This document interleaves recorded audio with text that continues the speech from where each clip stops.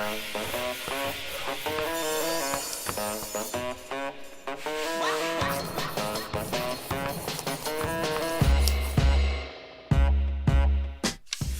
everyone, my name is Josh and today I'm going to show you how to use some gap seal and silicone with a caulking gun.